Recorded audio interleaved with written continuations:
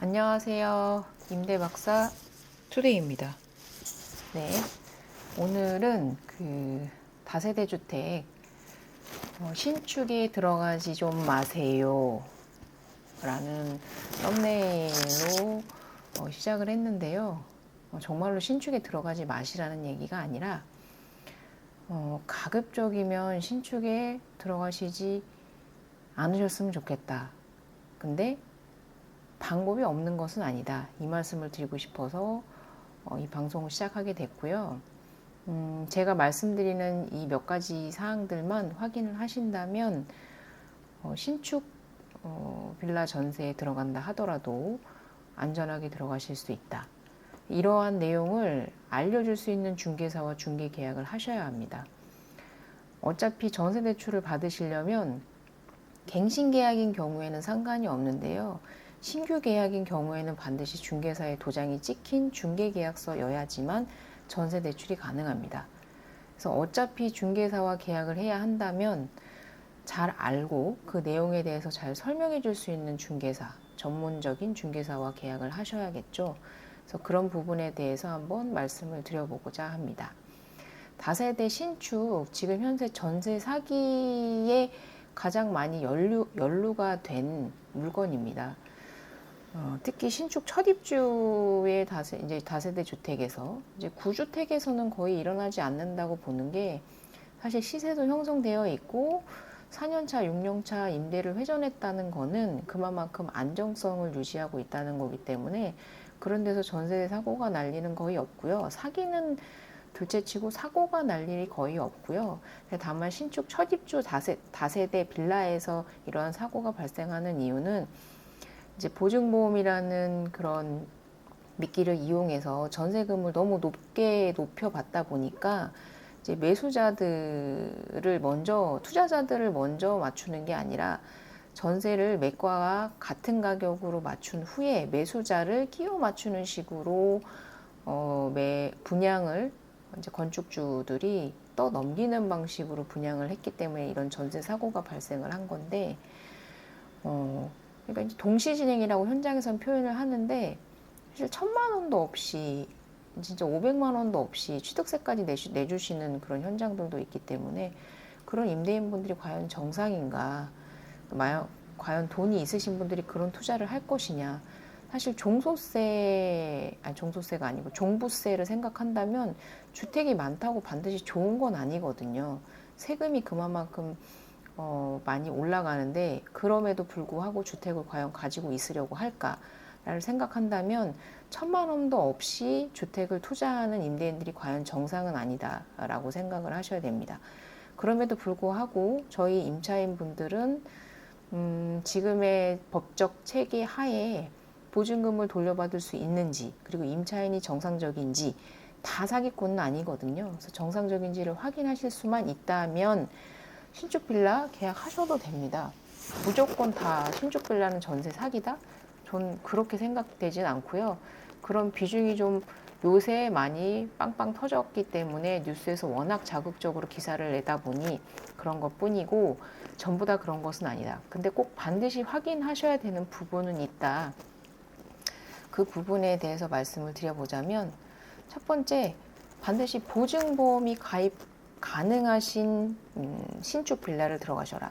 근데 이제 구축 빌라 같은 경우에는 공시지가도 있고 공시지가의 126% 이내에 들어오는 경우도 많고, 그렇지 않다 하더라도 4년, 6년 차, 8년 차 임대를 하신 임대인 분들은 그만큼 안정적으로 임대를 하고 있기 때문에 예전에는 보증보험이라는 것 자체가 존재하지 않았을 때도 전세는 잘 유지가 됐거든요. 그래서 그렇게 안정적으로 임대를 하시고 계신 다세대 주택 빌라의 경우에는 들어가셔도 된다고 저는 생각을 합니다. 근데 이제 신축 같은 경우에는 그걸 보증할 수 없기 때문에 대신 국가에서 보증을 서준다는 의미로 허그에서 보증보험을 출시를 한 거고요.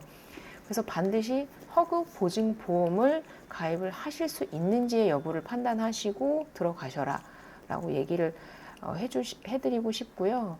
이제 그 허그 보증보험의 가입 조건에 대해서는 제가 전 방송에서 말씀을 드린 적이 있기 때문에 참고를 해주시면 좋을 것 같고요.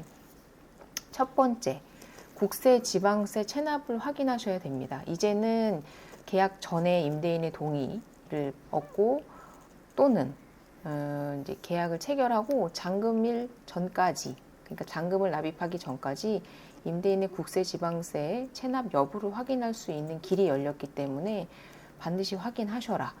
그리고 두 번째는 허그에서, 그러니까 주택도시보증공사에다 확인을 하실 수가 있는데요. 보증사고 이력이 있는지 반드시 확인을 하셔라. 그러니까 사기꾼들은 주택을 한 개만 갖고 있지 않거든요. 수백 채, 수천 채 가지고 있기 때문에 보증사고 이력이 있을 수 있습니다. 근데 이거를 허그에서 조회할 수 있도록 해 놓았습니다. 그러니까 보증사고 이력이 있는지 반드시 한번 확인을 해 보시고요. 보증사고 이력이 있다면, 근데 그거는 등기상에 나오지 않거든요. 등기부 등본만 확인해서는 이 임대인이 안전한지 불안전한지를 알 수가 없습니다. 건물에 하자가 있는 게 아니고 지금의 전세 사기는 임대인에게 하자가 있기 때문에 발생한 전세 사기이기 때문에, 사고기 때문에 반드시 이 부분을 확인하셔라. 그리고 세 번째로는 입주한 후에 보증보험 가입이 완료가 됐는지를 확인하셔야 합니다. 보증보험의 가입 여부는 마찬가지로 한국도시보증공사 허그에서 조회가 가능합니다. 주택임대 사업자라면, 임대인이 주택임대 사업자라면 내가 가입을 하는 게 아니기 때문에 가입을 했는지 안 했는지 확인할 방법이 없죠. 임대인한테 물어보는 것 외에는. 근데 확인할 방법이 있습니다. 한국주택도시보증공사, 즉 허그의 홈페이지에 들어가시면 보증보험 가입 완료 여부를 조회하실 수가 있습니다. 그래서 여기까지 확인을 하시면 안전하게 주거를 하실 수가 있고요. 특히나 보증보험은 1년 가입도 가능하고 2년 가입도 가능합니다. 그렇기 때문에 만약에 1년으로 가입을 해 놓으신 경우라면 연장에 대한 여부를 임대인과 협의하시고, 또는 임대인이 연락이 되지 않거나 임대인이 이를 거부할 시에는 임차인이 가입할 수 있는 방법도 있다라는 점 참고해 주셨으면 좋겠습니다. 이거를 지금 제가 말씀드린 거를 한국도시보증공사 허그 홈페이지에서 확인도 가능하고요. 모바일에서는 그 도시보증공사에서 출시한 앱이 있습니다. 안심전세라는 앱인데요. 한국도시보증공사에서 출시한 앱이고요. 여기서 지금 이제 2.0까지 나왔습니다. 이제 수도권만 그 서비스를 제공하다가 이제 전국적으로 이 서비스 제공을 확대했고요.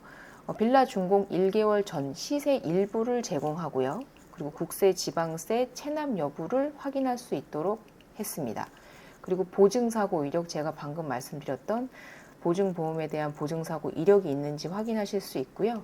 그리고 안심 임대인 인증서 발급이라는 제도가 있어서 안심하고 들어갈 수 있는 임대인에 대한 인증서 발급 제도도 있기 때문에 임대인도 이걸 활용하시면 좋을 것 같습니다. 그래서 인터넷 PC로도 확인하실 수 있고요. 모바일로도 확인하실 수 있는 방법이 있다. 이렇게 보시면 될 것 같습니다. 그리고 이제 부가적으로 이제 전세보증보험 가입에 대해서 제가 지난번에 말씀을 드렸는데 한 번 더 말씀을 드리면, 전세 계약 기간이 반드시 절반 이상 남으셔야 합니다. 이제 보통은 2년 계약하시기 때문에 1년 이상 남아있는 경우에만 전세보증보험이 가입이 가능하시고요. 그리고 반드시 공인중개사를 통해서 체결하신 계약서여야 합니다. 중개사의 도장이 날인되어 있어야 되고요. 다만 갱신 계약을 하시는 경우에는 반드시 중개사의 도장이 필요하진 않습니다. 그냥 하시면 되고요. 그리고 전세 보증금의 한도도 수도권의 경우에는 7억 원, 그리고 그 외에는 5억 원 이하여야지만 허그 보증보험 가입이 가능하다는 점 알고 계시고요. 그리고 전세 보증에 대한 반환 채권 담보 및 양도 금지하는 특약이 없어야 한다. 이 말은 무슨 뜻이냐면, 이제 허그에서 보증을 서야 되잖아요. 자기네들이 담보를 가져야 합니다. 보증을 쓰려면요. 근데 그 담보 양도를 금지하는 특약이 있으면 그게 효력이 발생할 수 없기 때문에 그런 담보 및 양도를 금지하는 특약이 없어야 되는데, 보통 이거를 하시는 경우는 거의 없습니다. 그렇기 때문에 특별히 걱정하실 필요는 없고요. 제가 위에서 말씀드린 세 가지에 대해서만 꼼꼼하게 확인하시면 될 것 같습니다.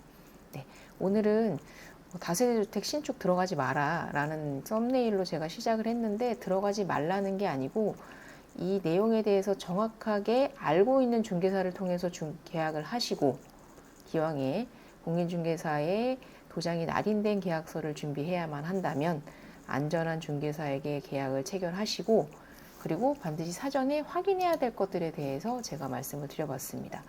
등기부 등본이나 건축물 대장만 확인해서는 임대인이 정상적인지 아니면 정상적이지 않은 방식으로 계약을 진행하려고 하시는지를 알 수가 없기 때문에 반드시 확인을 하실 부분은 확인을 하셔라, 이렇게 말씀을 드리고요. 그리고 제가 어제자로 기사를 하나 봐서 이제 부가적으로 이거는 번외 사항인데 한번 말씀을 드려보자면, 임차권 등기에 관련된 내용인데요. 기사에 그런 내용이 있었습니다. 자기가 이제 입주를 하고 난 다음에 잔금 전까지 등기부 등본을 확인을 했고, 아무것도 없이 깨끗한 상태에서 자기는 잔금을 처리를 했다. 근데 전입신고 확정일자를 받았는지는 모르겠습니다만은, 전입신고 이제 입주를 한 후에 임차권 등기가 격려되었다. 그러니까 내가 아닌 다른 사람이 임차권 등기가 자기가 살고 있는 집에 들어왔다. 그래서 자기가 전세금을 떼일 위기에 놓여 있다. 이런 기사를 제가 보았는데요. 우리나라는 등기부 등본의 공신력을 인정하지 않습니다. 그러니까 다시 말하면 등기부 등본도 틀릴 수 있다라고 인정을 하고 있는 거거든요. 되게 아이러니한 게, 이걸 보고 계약을 하세요 라고 얘기를 하면서도 그 공신력을 인정하지 않고 있는 게 저희의 법 체계입니다. 그렇기 때문에 저는 이 부분에 대해서는 전후 관계를 따져봐야 한다고 생각을 합니다.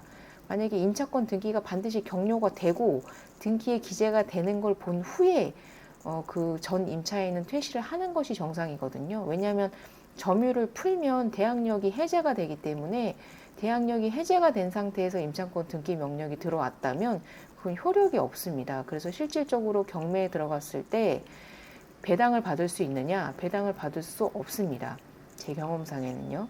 그래서 그 후에 이제 들어오신 임차인분이 임차권 등기 명령이 격려되기 전에 전입신고와 확정일자를 하셨다면, 그게 순위가 자기가 먼저라면 전입신고 확정일자가, 그리고 점유를 하는 대항력을 모두 갖췄다면 임차권 등기 명령 신경 쓰실 필요 없다, 이렇게 보시면 될 것 같습니다. 네, 이거 좀 부가적인 사항인데요. 사실 기자분도 그리고 피해자분도 전문가가 아니십니다. 그렇기 때문에 피해자인 거죠. 기자분들도 부동산에 대해서 정확히 알지 못하는 부분 많습니다. 중개사조차도, 변호사조차도 본인의 전문 분야가 아닌 경우에는 그 내용에 대해서 정확하게 알지 못하는 부분이 있기 때문에요. 그게 일부러 그러는 건 아니지만 잘 모를 수 있기 때문에 기사만 보고 너무 공포감을 갖지 않기를 바라면서 이 부분에 대해서 한번 부가적으로 말씀을 드려봤습니다. 이상 오늘은 다세대 주택 신축 입주 시 반드시 확인할 사항에 대해서 말씀을 드려봤고요. 다음번에도 다시 한번 좋은 영상으로 찾아뵙도록 하겠습니다. 이상 임대박사 투데이였습니다. 감사합니다.